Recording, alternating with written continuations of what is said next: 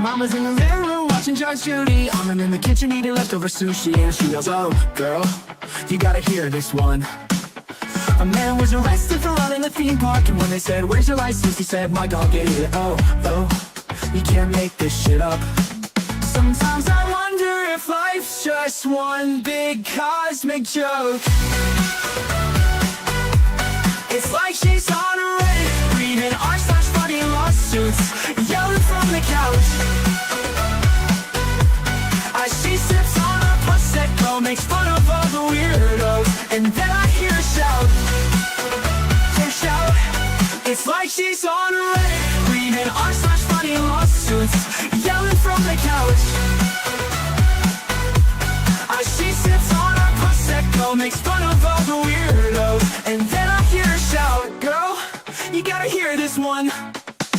Mama loves to laugh at how absurd life is, says it's all a comedy and I'm her audience. And I love the way she makes fun of the world. She said, you'll never guess who's with their girlfriend. It was a man who didn't get us out of the bed. He said, I've been through hell and now I need some help. You just can't make this shit up. You just can't make this shit up. Sometimes I wonder if life's just one big cosmic joke.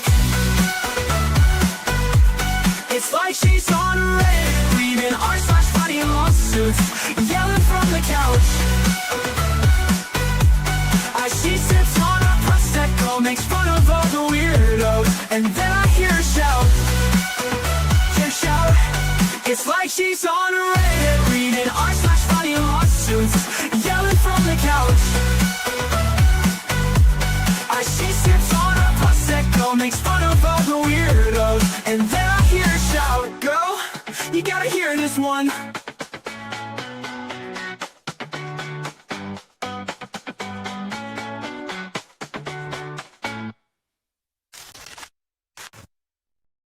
Hey everybody, happy Friday night.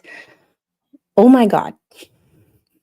Sorry I'm a little late. The little and Mr. Squid are on their way to bed and trying to get her settled and taken care of. And Mama Judy's come first.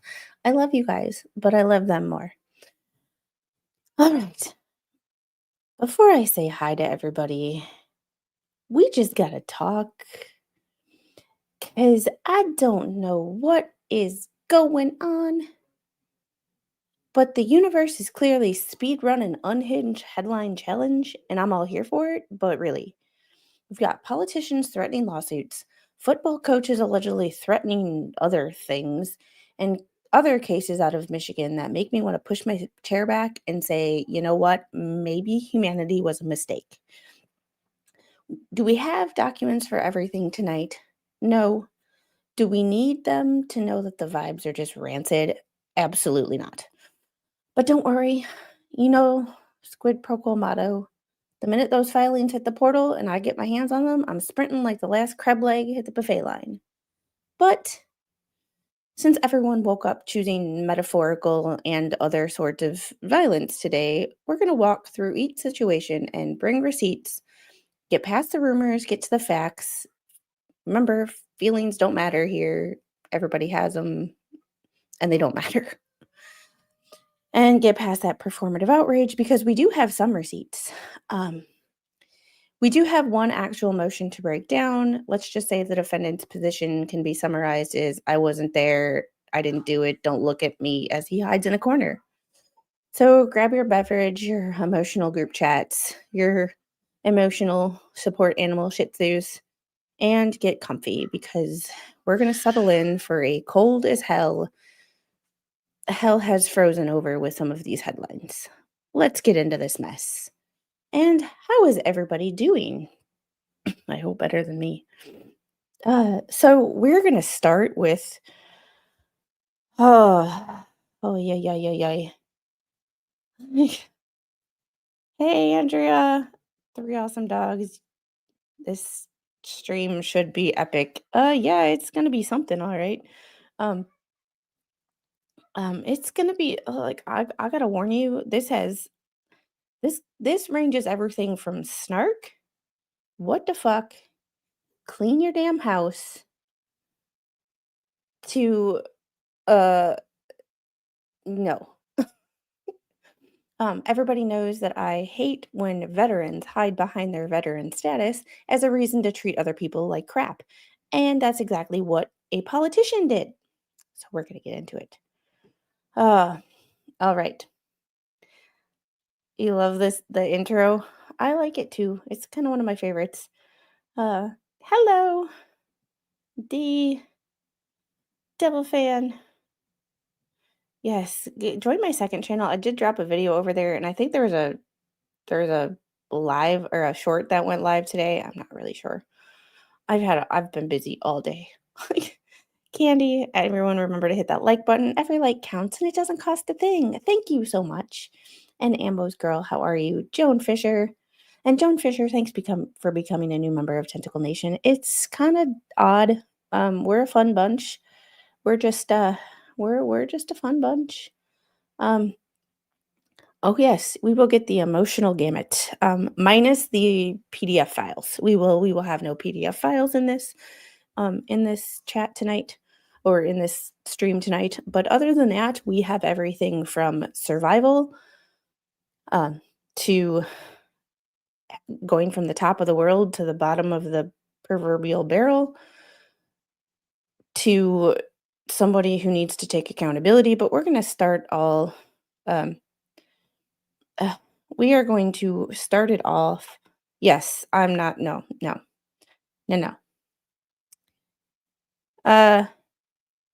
Yeah, probably. My settings got screwed up. I did some weird stuff. No, actually, my camera was as normal as it normally is. So, my camera is always like it normally is. Nothing changed on that. When I mirrored it, then I was like, "Oh no, wait, it's normal." But how are you tonight? And Calvin, how are you? All right, we're going to get into this, and the first thing we're going to get into is you know how I check a bunch of documents every week and I check cases once a week. Well, one that I checked on Monday, but I failed to check yesterday, but somebody reminded me when they posted all this stuff on Facebook. Yeah, it's not a watch, it's a Whoop band. But yeah, I'm a lefty. So there's that. So there was this order from 11. This is involving our favorite or sometime not so favorite Lady of the Lips, shall you say. So there was this. Oh, it's in a tab. I have multiple tabs open with this, so I had to like look at what I was doing. There we go. So this was filed 11/25, and it's just a notice of a short matter Zoom hearing to be conducted on Zoom. So you don't even have to go to the courthouse. But the date and time were December 11th. And this is in Lips versus ABC Legal from not being served or trying to be served and being, you know, left hand, right mind. We'll go with that. But I did have brain surgery, so they actually opened up my skull and saw that I had one. Remember that. Good morning to you. Good morning, good afternoon, good evening, wherever you are in this world. And Hung Hero, thank you for the 10 gifted Squid Pro Quo memberships. And we are going to try to make it through the Lipsy stuff as fast as possible. Yesterday's video, I will be cutting down into 2 separate videos. The before the hearing stuff and the actual hearing stuff, because it was a 4-hour stream. And the actual bulk of the hearing wasn't till the last like hour and a half. So I will be cutting that down, but I'm also going to cut this one down into each of these 4 topics into separate videos, so that if you want to find something quick, you can find that quickly. Oh yes, she's another dodger of service like her friends. Yeah, I knew that a while ago. I had commented on her dodging service. I did a stream. Let's see. I did a stream about Lips dodging service in a different case in her foreclosure case on November 10th. So all the way back in November 10th, I knew that she was dodging service. Like this is not new, but that was in a different case. So when you have so many lawsuits, it's very hard to keep track of all of them. But with this, she has December 11th. Well, December 11th was yesterday, for those of you who are watching this on replay crew or just are out of it.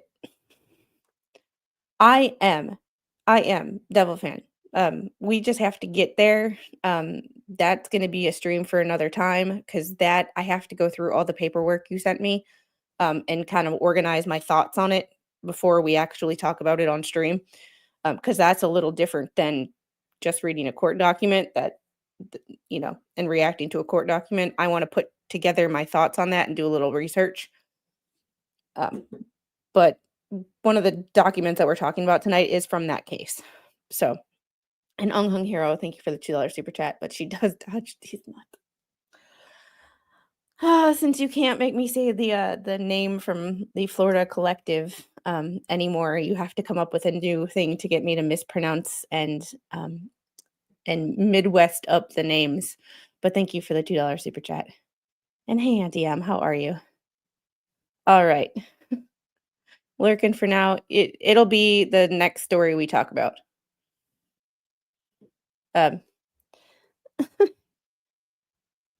So I have 1, 2, 3, 4, 5, 6, 7, 8, 9, 10 tabs open on this one window. So excuse me if I look a little dazed and confused. I did put a lot of time. But that being said, we're going to close that and share this one instead. Because this is yesterday where it's just remember this was a 10-minute hearing by Zoom. Plaintiff Leslie Federigo's versus ABC Legal. Plaintiff failed to appear. Attorney appeared on her behalf. Or attorney Amaris Gaiby appeared on behalf of the defendant. You brought this lawsuit and you didn't bother. See, right there is where it's like, okay, vexatious. Because the court set a case management conference and show cause hearing the court to notify parties once hearing is set. Yeah, I mean, you bring a lawsuit, you have a hearing, it's by Zoom. You don't even have to go to the damn courthouse. You can't even log into your phone. What are you scared of? What are you scared of?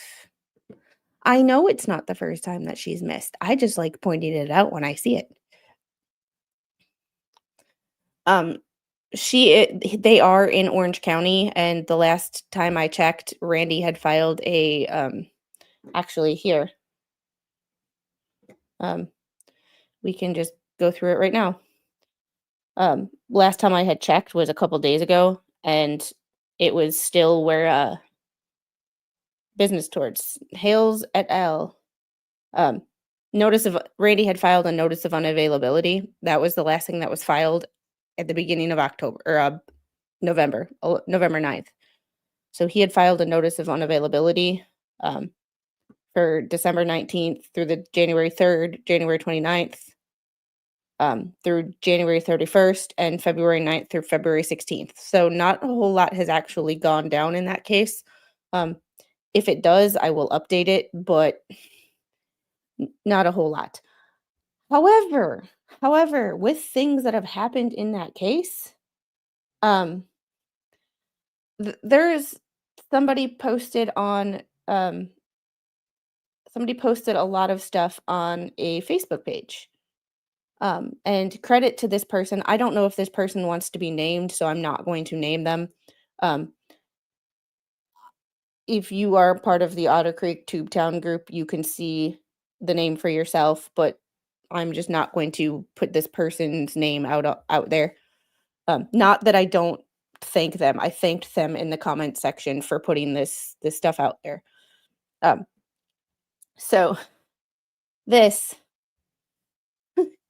is Lips's house, apparently.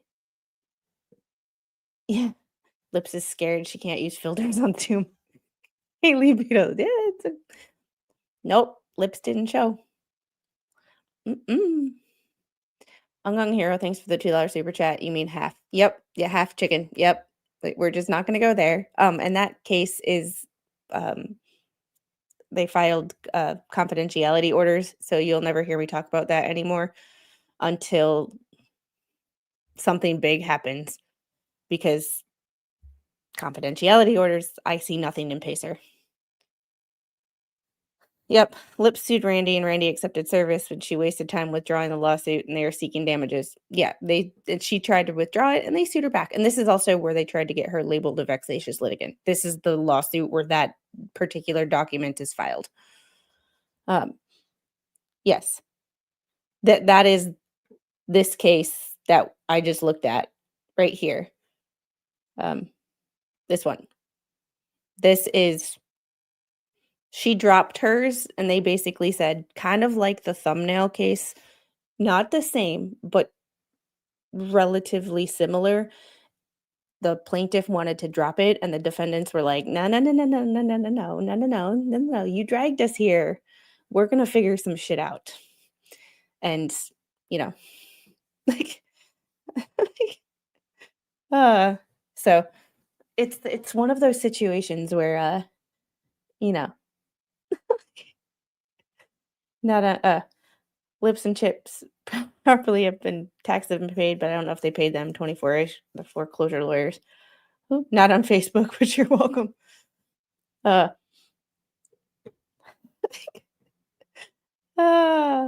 Hey Jaws.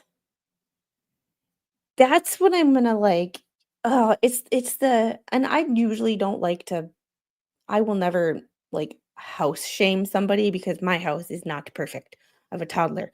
My house is definitely not perfect. But like, y'all took from her bathroom. So this is her bathroom. One of the places that you need to take the best care of because there are the most germs. Ugh.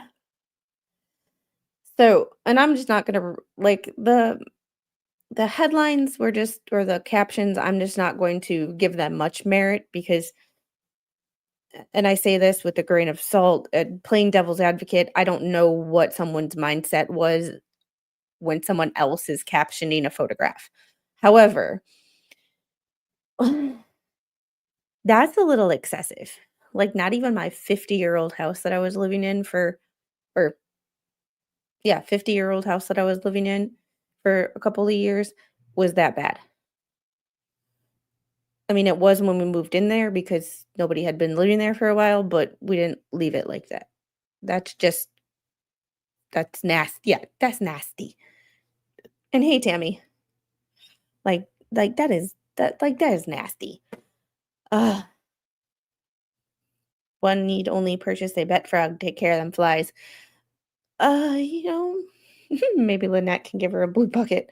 What I really wanted to get into though was this. Like, she has Ring camera footage and then text messages sent to third parties, and I don't know who this person is, so we're not naming this. Like, Stephen is a very common name, so I'm not even going to you know, it's an exhibit from her filing in the ABC case. Okay, I thought I had seen these before, but like I couldn't remember where, and I've seen so many documents in the last, yesterday I was going through documents as we were waiting for the Tyler Robinson case. We were going through documents. So, but I had not seen the text messages before. I had seen this, but I had not seen these. My privacy is being evaded. I feel like I'm hiding out from the cops. Well, you kind of literally are. just, like, are they still there? They've been outside for 45 minutes, making a big scene, walking through our something. It's like, how about you just answer? Like, how about you just answer? How hard is it to just answer the door? Like, you live in Florida. If you feel so compelled, answer the door with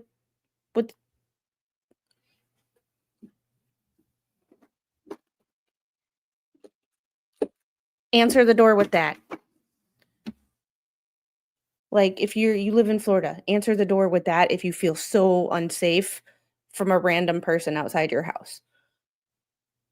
Mm, like, just but, like, it's disgusting trying to get a picture of their license plate, they can't harass you, that's not legal. How is knocking on your door harassing you?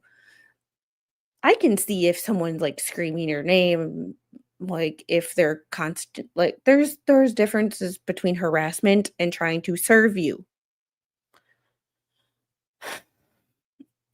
Mm. Yeah, at least crop that shit out. I that's probably theirs. In Georgia, I don't know about Florida, but in Georgia, golf carts are legal or street legal. So, like, we can take our golf cart to the gas station down the road. Um, so, you know, maybe the person had blue tape and she was afraid of it. Do the police in Florida have red and blue tape to the roof? Oh my god. Chucky, you lost. Oh my god. But this is where she's texting this person constantly. Like, constantly. Look at all these text messages within the same minute. 4:52. 1, 2, 3, 4. How many like, at this point, call them.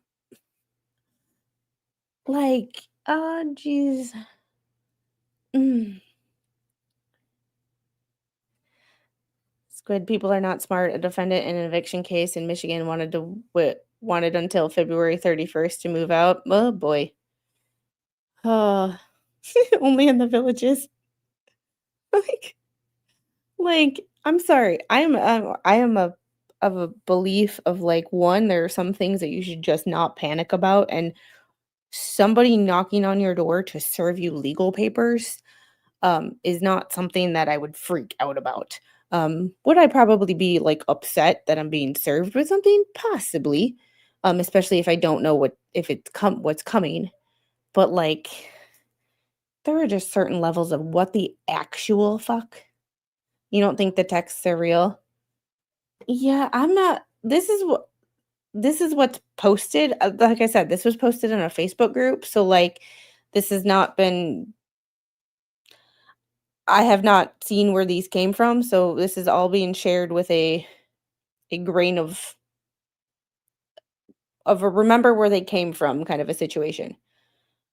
But then she texts Michael, and one of the things that I'm weird about with these is, um, is the fact that she has 59 unread text messages. Who who, like, I and she has so many open cases, various places that it's very, like it's one of those situations that when you guys mention a case in the chat, you gotta be specific because there's just a whole lot of shit that she's been involved with over the years, um, that it's like, but, like, police are walking into our backyard, what's going on? Well, why don't you answer the door and find out? Like, what lawyer in their right mind will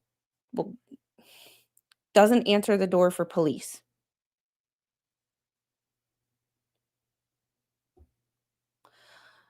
I am not sure I don't think so initially. If you can prove that, like, they're evading service and you've asked the judge for alternate means, probably, but I don't think initially that you can.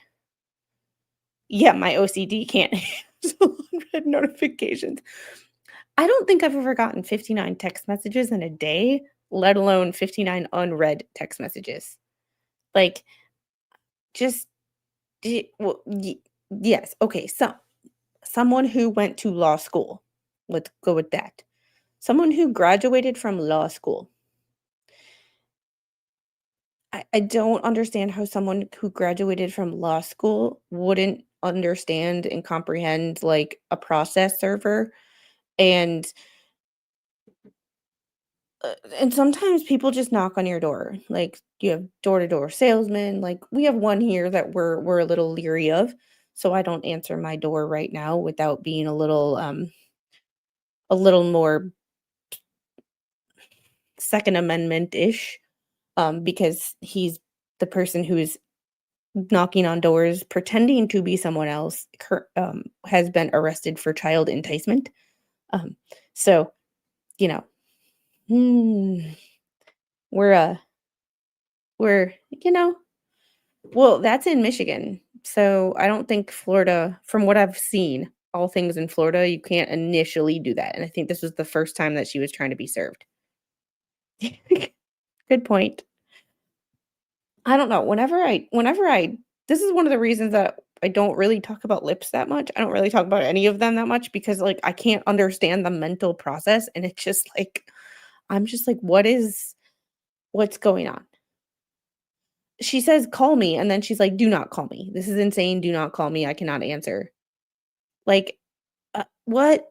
But the text message before she said call me. Like what? Huh?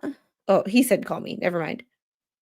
Eh, what's going on? What's going on? Like, just answer your damn door. Like, it's not hard. Like, it, y'all, I just can't understand the mental faculties of like why you would think this is a good idea.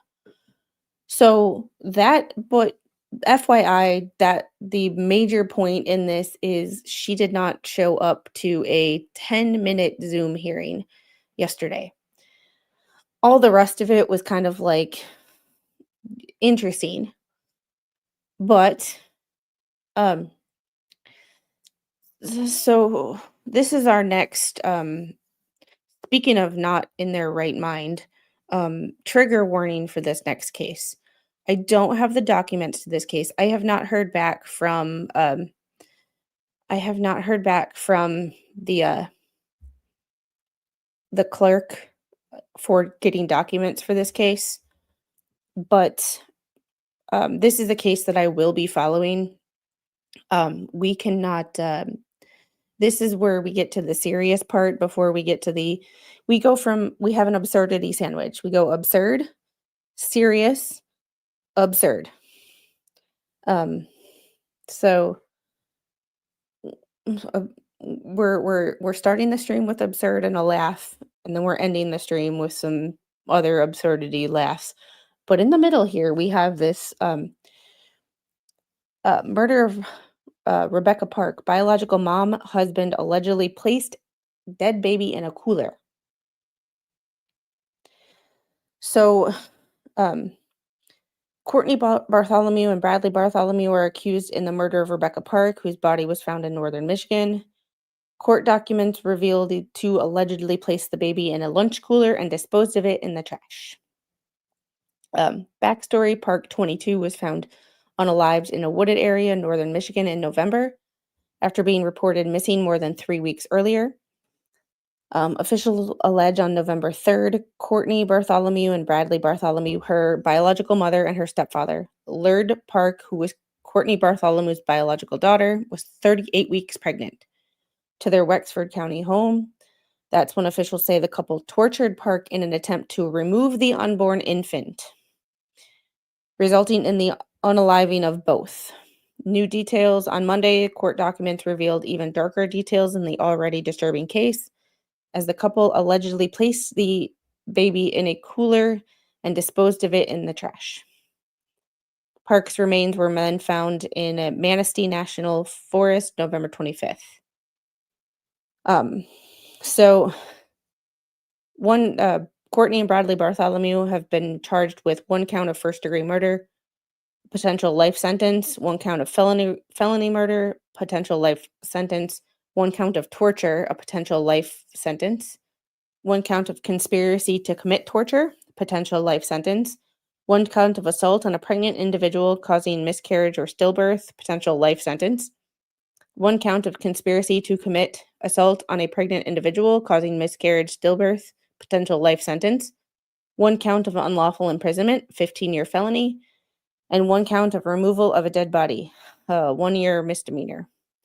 These are the 2 winners. But wait, there's more.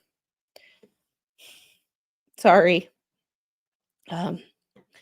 There, yeah, we're getting to that. Don't put the cart before the horse. We're there's more. Um, there's more. Just wait. There's more. I just have to find where I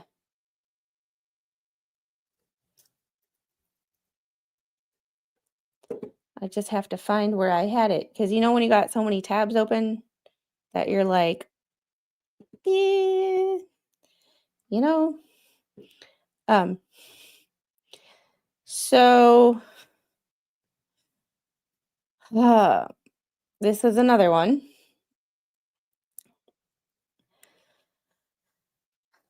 So here, when you think it can't get any more absurd, just wait. Just wait. Um, w- I don't have the documents, so I don't actually know for sure. I'm only going by what's reported on. However, there is some more things that'll make you go, "What the f?" Um, Rebecca Park was pregnant with her stepdad's child, mom claims, as she allegedly confesses to cutting baby out of womb. And this was in a court affidavit, which I do not have the documents. I did email the court clerk. I heard back from them once, but haven't heard anything more.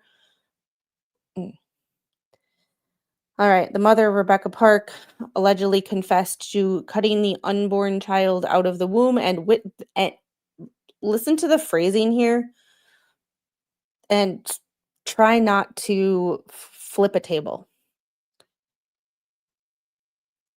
Cutting the unborn baby out of her daughter's womb and then witnessing her unaliving per an affidavit. Think about the sequence there.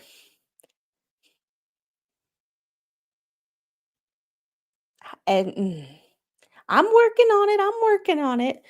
I'm getting there. We gotta go slow. We gotta introduce the facts because we don't have the documents and we're relying on news articles. We have to go one step at a time. And yes, there will be repeat information, but we read more than one article so that we can get the full picture of the story when we do not have the documents. um,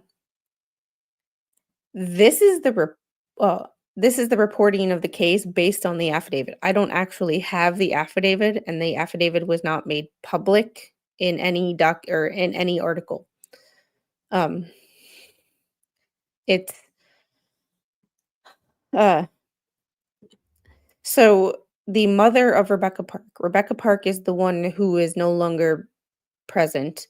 Um, the mother is the one being charged. That's Courtney. I feel like I need to make a time or like a string board of like a family tree here because it gets confusing.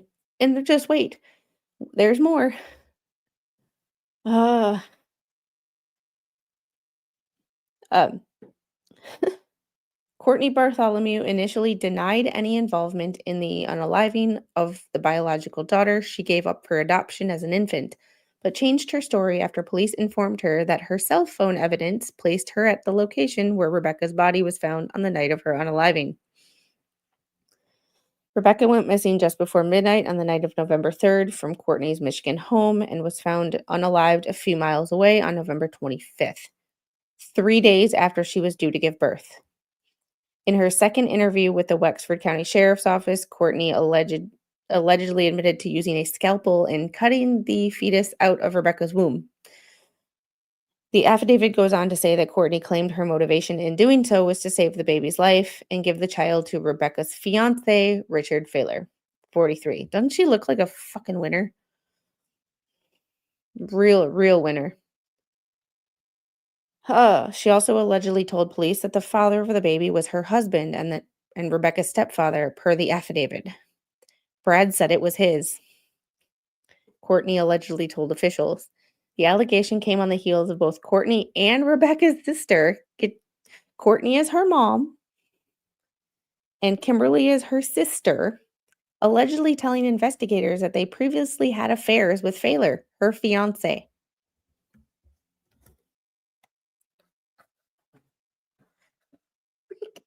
This shit just can't get any more like, like oh my god. I just uh, honestly, like, for her sake, I mean, when you, like, you don't wanna be morbid, but, like, you hope because she is no longer with us, like, you hope it was as quick as possible because you don't wanna think that this girl suffered. However, the fact that they are being charged with the count of torture, I'm thinking that they didn't think that far ahead and sedate her. Wexford County, Michigan. It's northwestern Michigan. Oh, you're amazing covering such dangerous topics. Oh, yeah, yeah, yeah, yeah. Ah, you know, Cadillac area, which Wexford County. Family tree goes straight up like a palm tree. Like, I don't know how I do this and stay sane. I don't know. Um, I think it's because I worked in a hospital and I saw death all the time that like I am I'm a little jaded, so I don't get as emotional about it as I used to. Um, I don't know. Um, maybe that's it. Like I had patients that like literally like I had to call codes on and I had patients that literally passed away in front of my eyes. Like the death gasp is real. Like the shit is real. Um, it's you know, the judge in this case, I do like Wexford County does have a YouTube channel. I found out trying to find information about this case. I did find this that they have a YouTube channel. So I don't know if everything will be streamed. However, there are certain things that will be streamed just based on, you know. All right. Courtney also alleged per the affidavit that it was Bradley who unalived her, claiming he forced her pregnant daughter into a car and repeatedly s- stabbed her before she set about cutting Rebecca's unborn child, baby boy, from her womb. When she cut the baby out, Courtney said that Rebecca was still conscious and Bradley was holding the knife to her throat.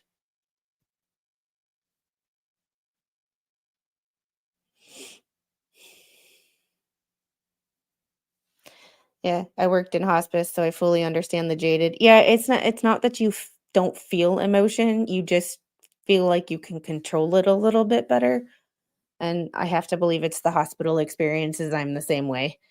Yeah, I just think it's not that we don't feel emotion, it's just it takes a little bit more for us to express that. Oh, hey, Puddletown. Puddletown. Puddletown. Really, sir? Lord, I apologize. Yeah, you need Jesus. Go repent. Hey, Puddletown, how are you? It's good to see you. It's been a while. I mean, and this is why we have dark humor and like some sass and we get petty because sometimes you gotta use some fucked up humor to get yourself through the day. Um, yeah. Courtney allegedly told police the child was not breathing when she removed him. I can YouTube will allow you to say certain things, but the algorithm doesn't like you to say certain things within a certain period of time. So I can say it once and then I have to change. Mm, yeah. Uh, sorry, Squid. When I heard this story, I knew you probably want to cover it. Yeah. Yeah. Yeah. Yeah. I work in hospice and seen so many deaths. You do get most blinded after so many. Yeah, I worked in acute care.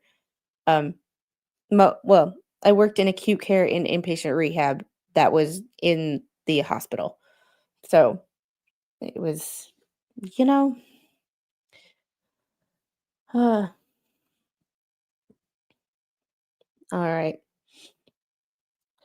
Rebecca's body was then shoved down an embankment and covered in leaves, and she was found there 3 weeks later. They didn't do a. I mean, I know it's winter, and there probably wouldn't. Well, fall, and there probably wouldn't be a whole lot of people out there because it's cold. But mm, Courtney alleged that Bradley unalived her as a form of retaliation against Fowler, the fiance, who allegedly reported Bradley for violating a condition of his release. Oh, yeah, this is where it gets even more interesting. Just wait, there's more. As a convicted offender on a list. That's that's the only place that we're mentioning a PDF file. Well, I don't know if he was, but he's a registered offender. Yeah, you worked accident scenes. I can't imagine. I used to drive a truck, had contact with GE, deliver the lamps for X-ray machines. I would pull into the hospital, shipping and receiving. Oh, wait, gurney. Oh, everybody's had their you know, I think I had the worst job being a corrections officer and having to deal with all these savages. Everybody has got something. Everybody has a story. Um, Court records obtained by People show that Bradley received a 180-day sentence for an unspecified violation related to his being on the Smexy Time offender registry. As for the baby, Courtney alleged she told investigators that the fetus was placed in a cooler and then a trash bag before being discarded in a dumpster. That's her sister, real winner, and that's her fiance. I mean, y'all, just this shit. Courtney said she never pointed her or stuck her with a sharp object, but allegedly admitted the injuries she sustained from cutting her open would have been hard to survive.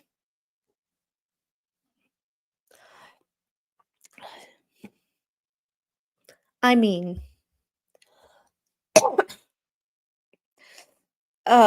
too much to name on YouTube without getting the giant yeet. Investigators found text messages that Courtney sent to her sister prior to the unaliving, where she claimed she had given birth to a baby that was being treated in the neonatal intensive care unit at a local hospital. So she was going to claim the baby was her own? That's even creepier.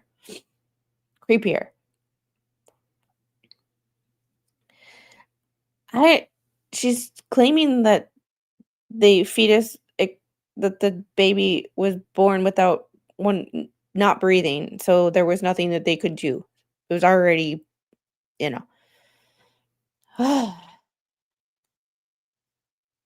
And I'm so sorry. I can't imagine. I can't imagine. She texted her sister to report the baby had passed away soon after the death of Rebecca's baby. And that's Rebecca. I mean, I know there's probably filters on there, but all things considering, compared to the rest of the bunch, she looks like the normal one. It's still unclear when she passed away, and investigators believe she may still have been alive after the person or persons responsible left the scene. Wexford County Prosecutor Joanna Carey described the unaliving as evil personified at a court hearing arguing against Courtney and Bradley being offered bail. She called it a case of premeditated torture and unaliving, alleging that the Bartholomews created a plan and conducted research. Courtney allegedly lured Rebecca to her home by showing her a photo of an $18,000 check she said was part of her inheritance from her grandmother, investigators believe. Courtney and Bradley now face 1 count each of first-degree unaliving, felony unaliving, torture, conspiracy to commit torture, assault on a pregnant individual causing a miscarriage or stillbirth, and conspiracy to commit assault on a pregnant individual causing miscarriage. Each of those 6 charges carries a possible life sentence in prison. They're also charged with 1 count each of unlawful imprisonment and removal of a unalived body. And hey, Shane, I just can't, like,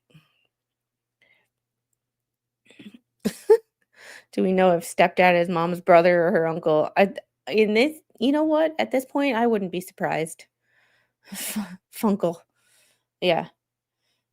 Courtney and Bradley continue to be held without bail at the Wexford County Jail. So I was also sent. I have to open up my Discord. There was someone has a YouTube channel, and go subscribe to this person once I find the video. That's one thing I didn't open up.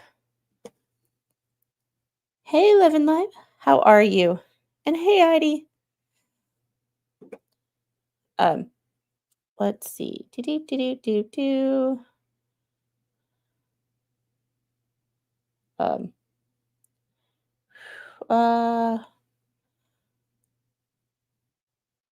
Let's see. This. Come on. Why is it coming up over here?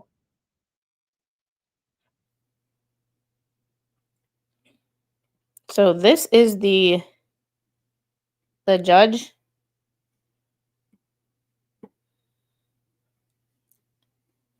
And this is the hearing that happened, delaying everything till, I want to say, January. 7 FY. Again, That's the people of state judge of that's Michigan going to be versus hearing Kimberly it. Sue Park. Appearances counsel. Joanna Carey for the people. Thank you, Your Honor. Patrick Cherry on behalf of Mrs. Park. Thank you. And we are here for a probable cause conference. Counsel, I'm assuming there's no resolution in this case. There is no resolution, Your Honor, and we would ask, asking that this matter be reset. We still do not have discovery, and it has not been provided to the defense. Mr. Cherry. That's correct, Your Honor. I've never had an issue getting discovery from Ms. Carey's office before. I'm curious as to what's taking law enforcement so long to give me a recording of the interview or things like that. And certainly, I'm sure Ms. Carey will get on them in the next week to do that. But because I don't have the discovery, there's nothing for us to discuss yet. So I think we have to adjourn the hearing. I understand. The court is well aware of the complexity of this case and the number of agencies involved with the investigation. Ms. Carey, Mr. Cherry, how long do you want to adjourn the probable cause conference for? Your Honor, if I can just get the allegations in this case, separate from the Bartholomew cases, is an interview that occurred on November 28th. If I can get that recording and the police report, that would get us started a long way towards our conversations, I think, without having to get into all of the follow-up investigation that relates to Bartholomew. So that shouldn't take too long, I would think. Ms. Carey. I'm going to ask for, I know the holidays are coming up as well, so I don't want to prolong it too long. Set it for, I have a conflict on the 22nd or 20th. So the person who posted this is from this courtroom actually has their own YouTube channel. I've watched it when I was doing research. I just sat and watched it for a while to see how this judge handled cases. But this person who posted it titled their coverage, "The Rebecca Park Trifecta When Delay Becomes the Ultimate Defense Strategy." My problem with that is the delay is not the defense's fault. Playing devil's advocate, the delay here, they can't have a probable cause hearing if the defense attorney hasn't gotten the information from the police, from the prosecutor who gets it from the police. So all of this had to be delayed. And yes, they're using it to their advantage, but they have no other choice. Like, you can't fight a probable cause hearing. Like, you can't argue for your client. And although I think these people should allegedly have a special seat in hell, although there's a special place in hell for allegedly these people, our legal system is set up this way for a reason. And even people that I think are guilty AF still are entitled to their discovery. And you can't argue a probable cause hearing if you don't have all the information. It's just...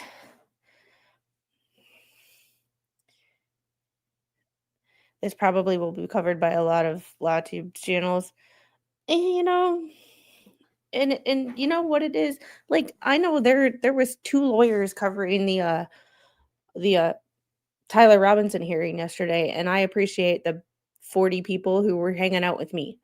So, you know, like, well, I always like to cover stuff from the beginning too, just because you know, I get it. I know, but Devil fan, here's the thing. If they could do it to them, they could do it to you. And that's where it's like, yes, do we want this to move forward? The wheels of justice turn very slowly. And this is on the police. So I get it. I totally get it. But if we don't give them due process and let them get their discovery before their probable cause hearing, if they do it to them, they can do it to you. And when the government takes away rights, they do not like to give them back. Just saying. Due process in this case is a little PC, a little torturous for the family. Well, no, considering that it's her family that's accused of unaliving her, you know, it is what it is, I guess. It sucks either way. Or whatever that Tuesday is.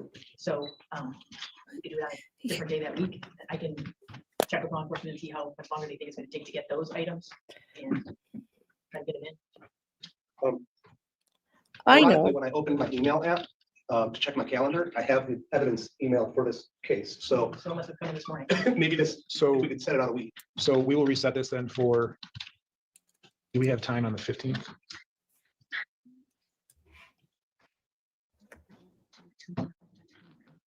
Oh, okay. Yeah, it is. Okay, well, 10:48. Nothing for you. And I watched this morning when I wasn't in front of my calendar. So I'm going to be writing this down. So we'll keep it for the 16th then. All right, we will reset this then for a probable cause conference on next Tuesday, the 16th at 10:30. And it's basically like that for all of the defendants. So we're not going to And obviously, we'll see where we're at that point. Anything else for the record, counsel? Yes, Your Honor. Ms. Park had a couple of bond issues that she just wanted me to clarify with the court. I think I understand them, but I want to make sure because there's a lot of misinformation. One, that her bond does not require a GPS teller. She doesn't need to go and get that taken care of. That's my understanding from the court's ruling. That's correct. Okay. Yeah. And then two, she has a no contact order with the Bartholomew's and Mr. Thaler. That does not, so there was, I believe the court's aware there was a candlelight vigil for Rebecca last weekend. Both Ms. Park and Mr. Thaler were present, but they did not communicate with each other. They have permission to be in the vicinity, just have no actual contact with one another. Is that correct? I will always say that no contact means no contact. Thank you. Ms. Carey, anything else? No, thank you. Then we're adjourned on this case. Thank you, Your Honor. So Bartholomew, I appearance, will be counsel. streaming that next week. Good morning, Your Honor. Tracy Degehart here on behalf of Ms. Bartholomew, who's present and seated to my right. Thank you. You may be seated. We are here for a probable cause conference. Before we get to that, I will note in the file, there's a second amended complaint. I know we addressed this when we arraigned Ms. Bartholomew on the first amended complaint, and that was adding the phrase "and or" to the venue. I arraigned her on the first amended complaint based on the "and or," but I'll just note for the file that has, or for the record, that second amendment has now been filed with the court. As I said, we're here for a probable cause conference. Again, I'm assuming there's no resolution in this case. Am I accurate on that? Correct. That's correct, Your Honor. I know based on the prior case, discovery has been still in the process of being put together. Ms. Carey, any requests today? Yes, I would request that this be set out. Any objection to that? Your Honor, I have no objection to that. I have discussed the set out with my client. We would waive any 21 days in this case pursuant to the court rules. There are some ongoing conversations that are being had with the prosecution, and we do anticipate that prior to any preliminary examinations in this case, there will be some motions filed in anticipation of that hearing. So we would ask for this to be adjourned out for approximately 3 months. For PCC, 3 months? Say 30. So for this, they have to schedule a hearing, like Chucky said.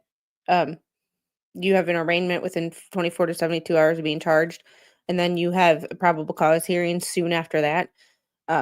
Generally speaking, they get something on the calendar from what I've seen. Like I said, not a lawyer, but from what I've noticed, they get something on the calendar because their calendars fill up quick.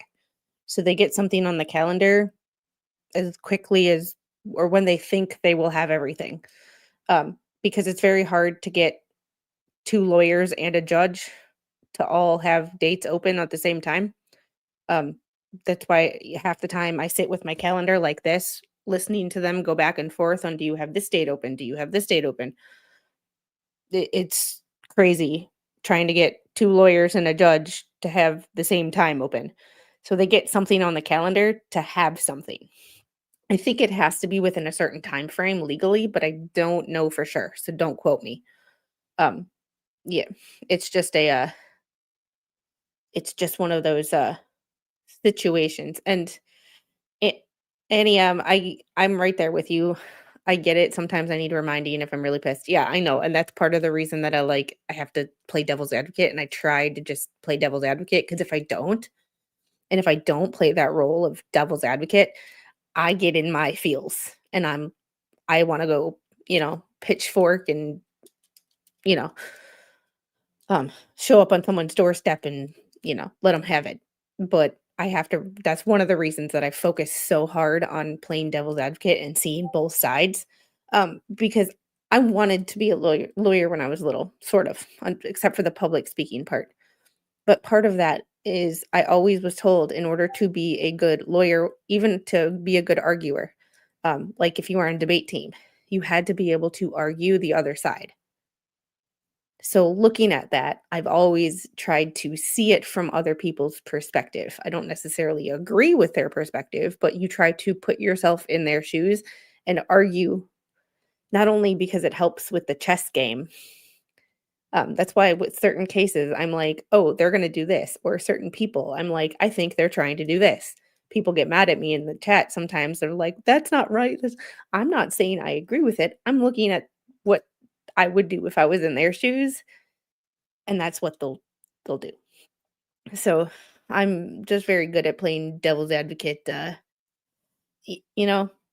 that's true. This is so true too. Jaws, from my point of view, there's a lot of investigations going on. They need to make sure that all their I's are dotted and T's are crossed before they give any discovery over. That is true. That is true. So, but this one's going to be 3 months. Days for PCC, Okay. Your Honor. All right. Let me repeat that. Thank you. Any objection, Ms. Gary? No, thank you. All right. Then based on the stipulation, we will set this out for a new PCC after 30 days. Thank you, Your Honor. Anything else for the record, Not at this time, Your Honor. Ms. Gary? No, thank you. All right, thank you. We're adjourned on this case. All right, this is the case of the people of the state of Michigan versus Bradley Allen Bartholomew, case number 254995FY. Parents' counsel. Joanne, very good people. Sherrone for Bradley Bartholomew. Nicole Smith for Bradley Bartholomew. All right, thank you. You may be seated. We are here for a probable cause conference, and I see there is no resolution and discoveries pending. So, Ms. Carey, is there any request in this case? My people would again request that this be adjourned. And frankly, I would ask that it keep it with this Bartholomew case. Mr. Mihas, any objection to that? No objection, Your Honor. In addition, we've discussed the 21-day rule with our client. He understands the need for discovery. At this point, we're only aware of what's on social media, and obviously it's not appropriate to proceed. And so we're waiving that with Mr. Bartholomew's permission. All right, and I see the form is marked to waive the 21 days. So we will go ahead and we will set this over for another probable cause conference after 30 days to run with Ms. Bartholomew. Anything else for the record, counsel? No, thank you. Mr. Mihas? No, Your Honor. Thank you. All right, thank you. We are adjourned on that one. So, Let's bring in senior correspondent Brian Enton, who was whoop. So that is part of what we have for today. That is the hard part. Oof. Okay, we're halfway done, and we're an hour in, so we're doing all right.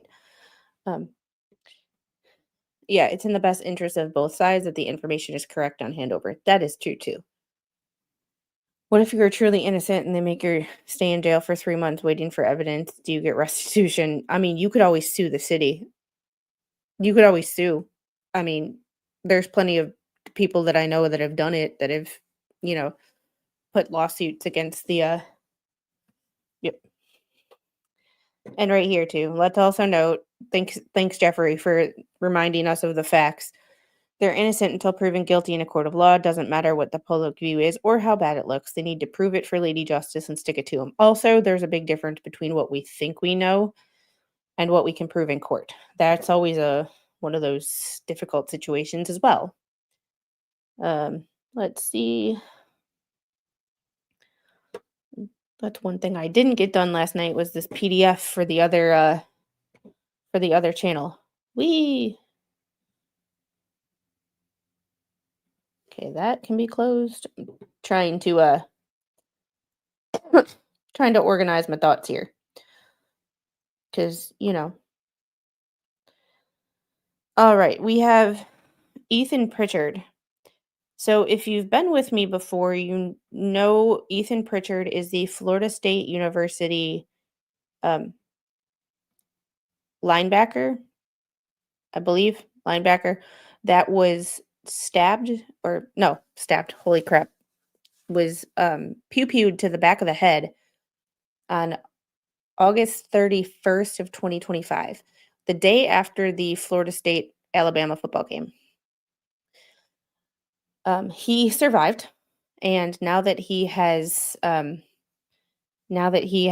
released from rehab, we have talked about it. He still has a long way to go, but he is walking and he is talking and moving around in a wheelchair, and he's alive. He is as good as he can be for being shot in the back of the head. With that being said, he has, in addition to the court cases or the criminal cases, which are set for, I'm looking at my calendar, by the way. This is my desk over here. Jaden, one of the defendants, has a 9:15 a.m. on January 8th hearing, and Germany Atkins, another one of the defendants, who's strangely not being charged with first degree or attempted unaliving, has a conference at 1:30. So that's the same week as the Sarah Grace TikTok trial. We will see how this goes. We will see how this goes.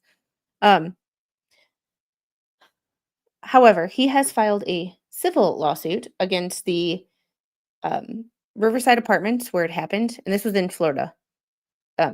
Community Havana, Republic First Management, and Daniel McMillan, which is the owner-operator of Riverside Apartments. And this is the defendant, Daniel McMillan's motion to dismiss amended complaint. It's only 4 pages, so we should make it through really, really quickly. Comes down defendant Daniel McMillan by and through his undersigned counsel, pursuant to Florida Rule of Civil Procedure 1.140, files his motion to dismiss plaintiff's amended complaint and would state, plaintiff filed an amended complaint on November 20th, 2025, in pertinent part alleging 1 count against defendant Daniel McMillan sounding in negligence. The allegations against McMillan are based on his alleged ownership of Riverside Apartments and serving as property manager thereof. In fact, the allegations of ownership directly conflict with plaintiff's allegations contained in paragraph 3 of the amended complaint. McMillan asserts plaintiff has failed to state a cause of action. I have not seen one motion to dismiss, I would say in the last year, that they didn't state failure to state a cause of action. It's kind of there, neither here nor there lately. In pleading, duty is not recognized by Florida law, and by suing him under premises liability negligence theory for a gentleman who never stepped foot on the Riverside property. The allegations against McMillan are virtually identical to those made by plaintiff against defendant Riverside. Defendant McMillan therefore joins and adopts the arguments, basis, and law set forth by Riverside for dismissal of the amended complaint in its motion filed herein on November 20th, 2025. Simply put, plaintiff makes same allegations against McMillan that it does against Riverside. McMillan owed a duty to its residents, invitees, and the subject of premises to keep and maintain the premises and its common areas in a reasonably safe condition. Further, paragraph 68 alleges a simple legal conclusion that McMillan owed a non-deligible duty to plaintiff to protect him from criminal attacks originating on the premises. Then, in paragraph 69, plaintiff asserts the premises liability allegations that would create an erroneous zone of risk, failing to evict, trespass, or residents or individuals from their premises. And this is Section 8 housing, by the way. Not that that's important from a legal side, well, from a perspective side, but it's important with failure to evict residents when you are receiving government money and government subsidies for your place of business, you have to abide by certain rules. And the question is did they? And are they liable? Failure to deter criminals from accessing their premises, allowing assailants to gain unfettered access to the premises, failing to warn residents and invitees, failing to warn, protect, guard, and secure the safety of residents and invitees. The remainder of paragraph 71 omits members of the public from passing the premises and confines its allegation breaches of McMillan's duties to its tenants, residents, and invitees.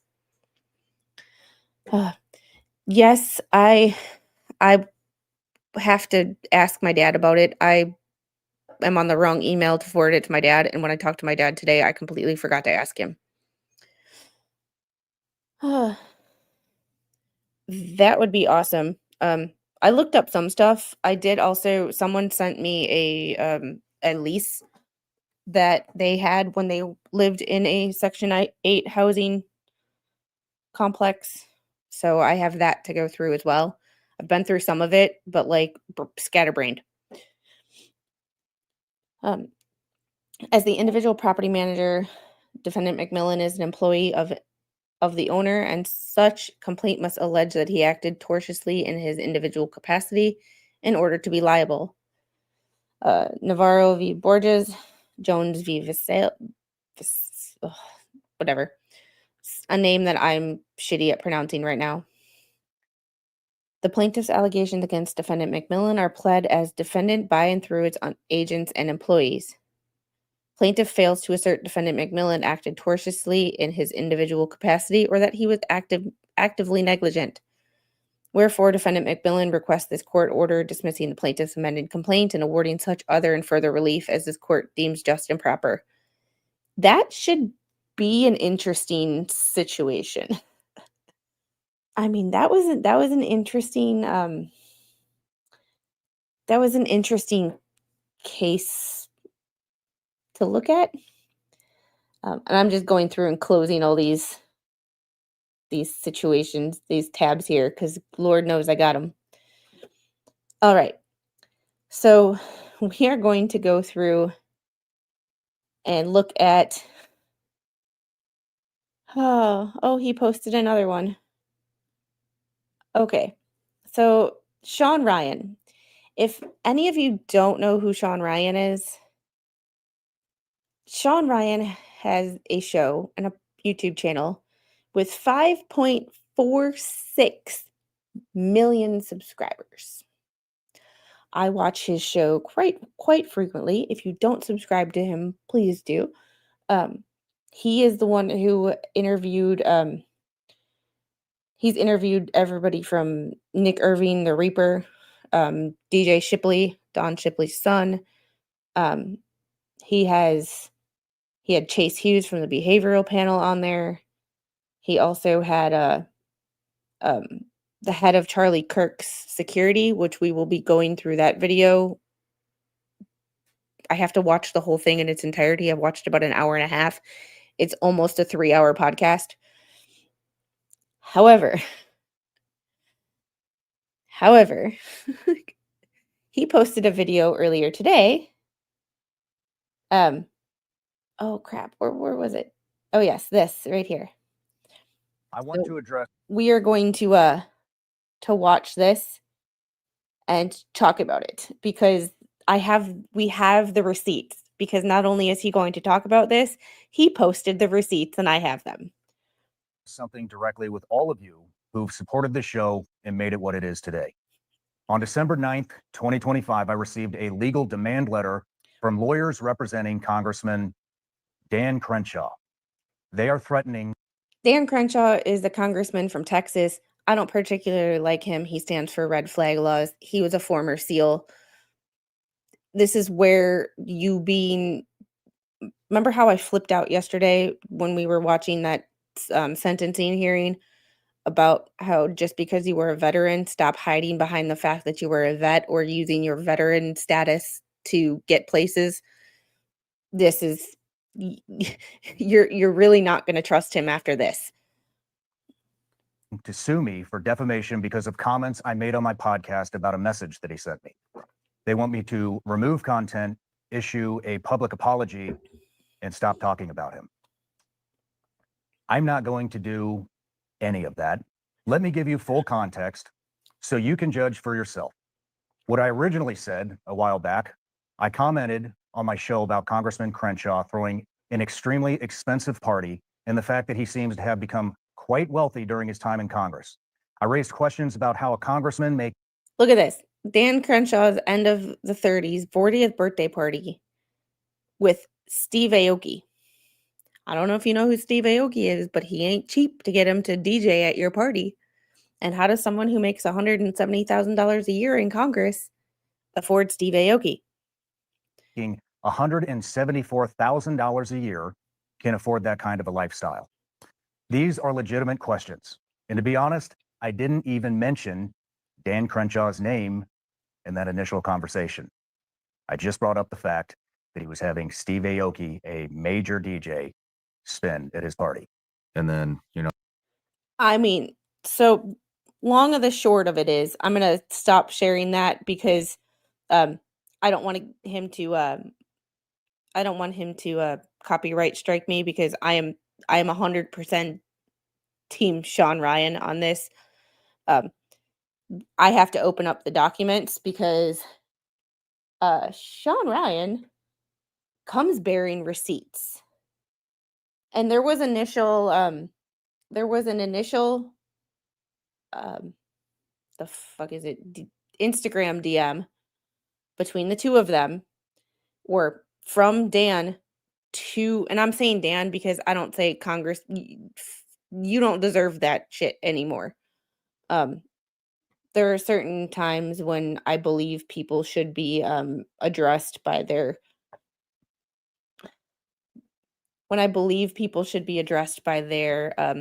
titles. Well, Dan Crenshaw has lost my any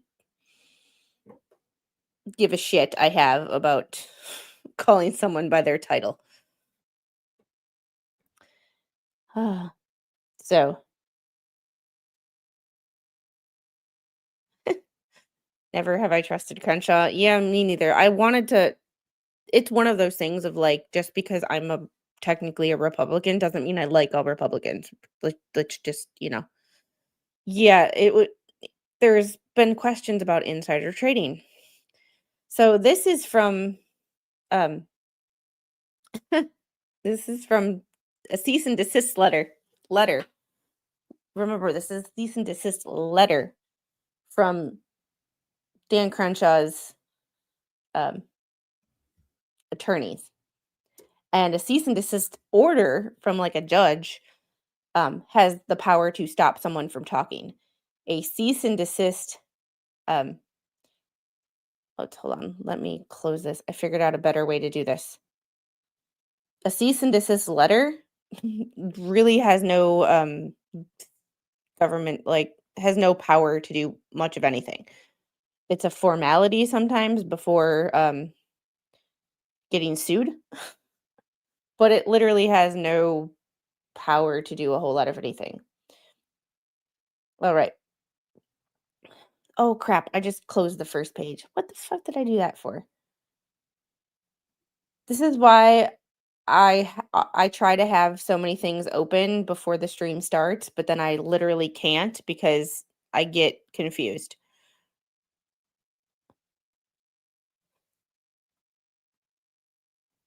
This is the tea is piping hot with this shit because this all was a couple of days ago. All right, so this is,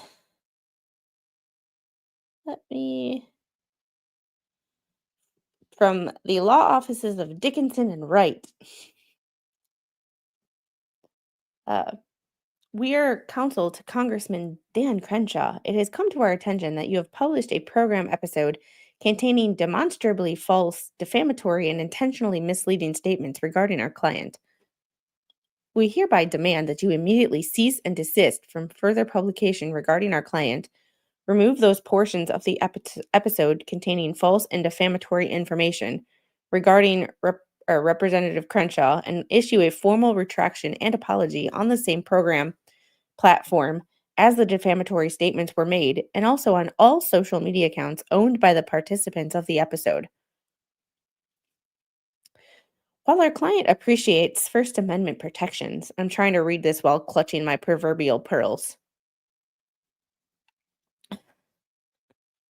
For statements of opinion, your reckless disregard for the truth by publishing false statements of fact regarding Representative Crenshaw crossed the line from opinion to defamation because these statements are demonstrably untrue. Many of your accusations constitute inter alia defamation per se under Texas law. We respect your right to continue your barrage of criticism regarding the conservative policy solutions.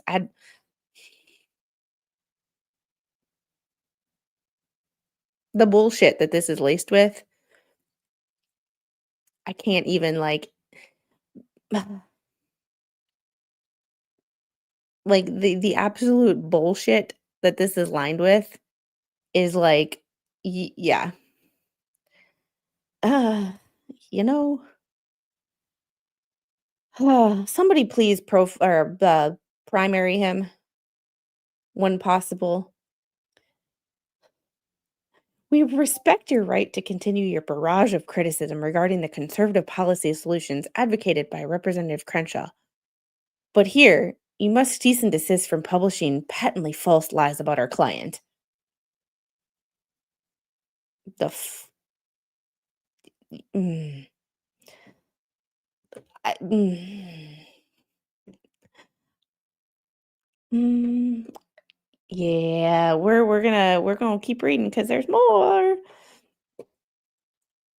And I have not read this thing in its entirety. I skimmed it, but I did not.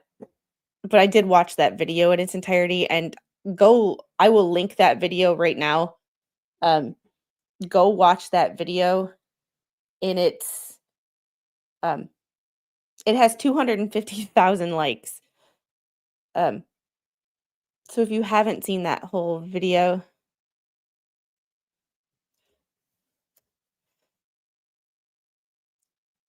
yeah, yeah. There's been a thing of how people become millionaires on not a millionaire's salary. Yeah, just saying, it's mostly real estate investing. Yeah, I would love to see the books from a lot of Congress, because I don't think it's real estate investing for most of Congress. All right.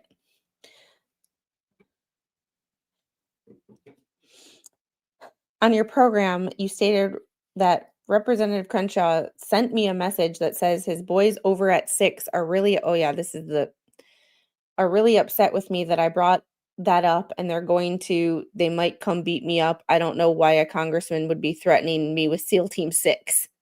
This is patently false and defamatory, as it clearly claims that Representative Crenshaw threatened you with assault, which is a crime. We have the actual DM, which I did not show because I did not save it, and I closed that tab when I had it open because I'm.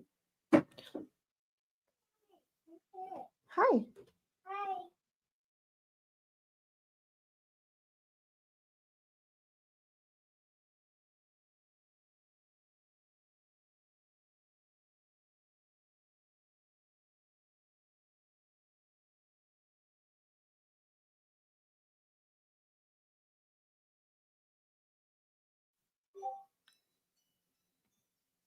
The little just came in here. She woke up, so she has her iPad and her water and decided to go over and sit by her chair. This is the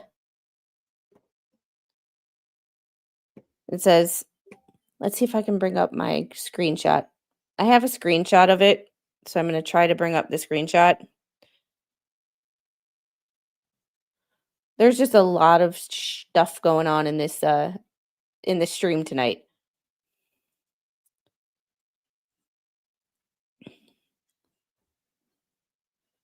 So, woo, open.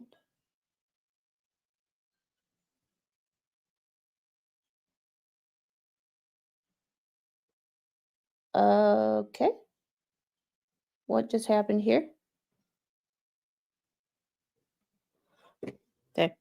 Sorry, something just happened with my photo app.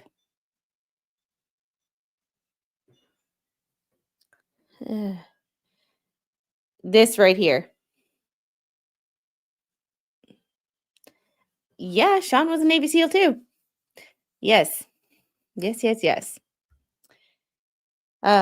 Hey, Shawn, you have the ability to contact your fellow team guy if you've got a problem with me or have questions about how I'm getting rich. Some of my boys at 6 told me about your indirect swipe at me. From a comment you made, it sounds like you have some beliefs that are based on trendy narratives instead of facts. Yeah. Feds are onto me. Yeah, if it's my FBI Overwatch, um, or my overlords at YouTube, I am just reading screenshots from other people. Because y'all feds are getting out of pocket. All right, so that was the DM. Like I said, Shawn Ryan sharing all his receipts. He never said that. Like, I don't know why a congressman would be threatening me with SEAL Team 6. Shawn did say in his video about that he shared a clip of Crenshaw threatening to kick Tucker Carlson's ass. I mean, whether you like Tucker Carlson or not is not is not a thing, but you don't on camera say that, well, you don't do it at all, but on camera say you're going to kick somebody's ass. That's just not how this shit works. Like the common sense and like the ability to keep your mouth shut for some people is just not there. And he said he hates that guy, and he showed the clip. I can't remember the exact quote, but it's just the Crenshaw got his feelings hurt. He's all up in his feels and he thinks he can push people around.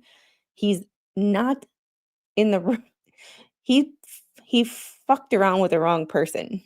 I would say, because if you look at Dan Crenshaw and you look at Shawn Ryan, if you ask the general population to pick one, they're probably going to pick Shawn Ryan, because he's just a better person. Unless you follow it up with in Minecraft. The legal standard, the law presumes certain categories of statements are defamatory per se, including statements that, 1, unambiguously charge a crime, dishonesty, fraud, and I have to shrink this down a little bit. It got a little rascality or general depravity, or 2, are falsehoods that injure one in his office, business, profession, or occupation. Likewise, Texas law presumes that statements that are defamatory per se injure the victim's reputation and entitle him to recover general damages. Crenshaw is a public figure, and you have to prove malice. You have to prove malice, which, no. I mean, not that that was even defamatory in the first part, but you have to prove actual malice. Your lawyers are forgetting. Your lawyers are trying to twist the narrative here. It's the Friday frenzy, man. It's the Friday fucking legal chaos. And this Friday, man, shit was fucking out way weird this week. Including damages for loss of reputation and mental anguish.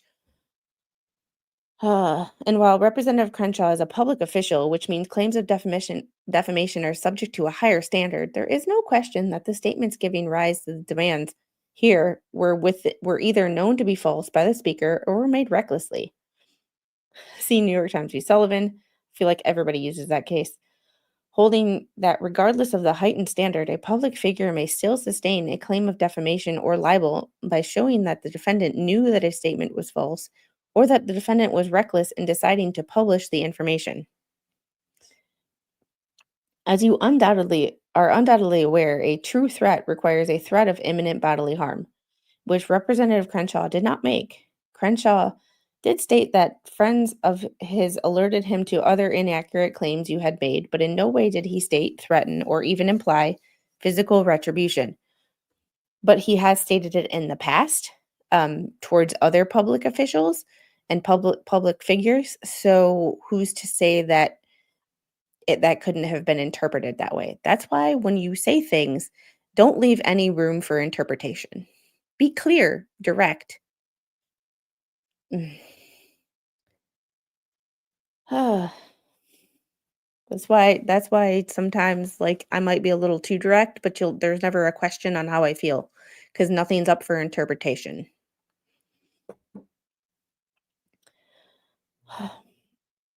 But in no way did he state, threaten, or even imply physical retribution. Accordingly, this statement constitutes libel per se under Texas law.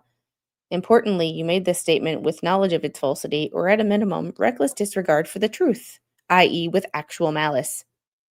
Bullshit. Whoops. Whoa. You may not make up defamatory lies about someone just because they are a lawmaker, as previously explained. No, but they should be scrutinized more than the average person. An inquiry of how his spending is done. How is that defamatory? It's only defamatory to people who have something to hide.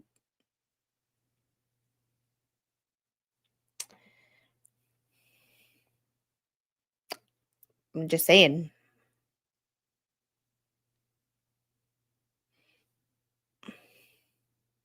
And he probably does have more money from other places, but that was not the question. The question was about insider trading because it's been known that there was a question, and we have every right to question what the income streams from our public officials who have knowledge that we don't, and could be doing illegal things with the knowledge that they have. We have every right to question them, and questioning them is not defamatory.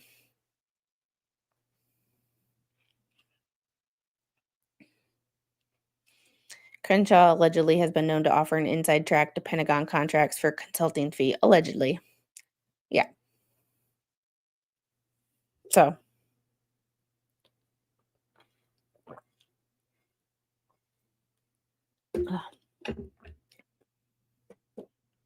He has no injury from his statement, so his claim is false. It's merits alone. I think he just got his fucking feelings hurt. And when he sent that text, he left a lot of room for interpretation with his statements, and with a lot of room for interpretation with the DM that he sent to Shawn Ryan. Combined with his past history of threatening to physical harm to other public figures, i.e. Tucker Carlson. Yes. Yes. I'm working on it. I gotta get the work. If the person was in the thumbnail, I'm going to get to it. I just had to get to this first because it's like, because that's absurd and kind of sad. We're just going to, yeah. He openly questioned Doge on record that, you may not make up defamatory lies about someone just because they're a lawmaker, as previously explained. If true, the allegations made on your program would be a crime.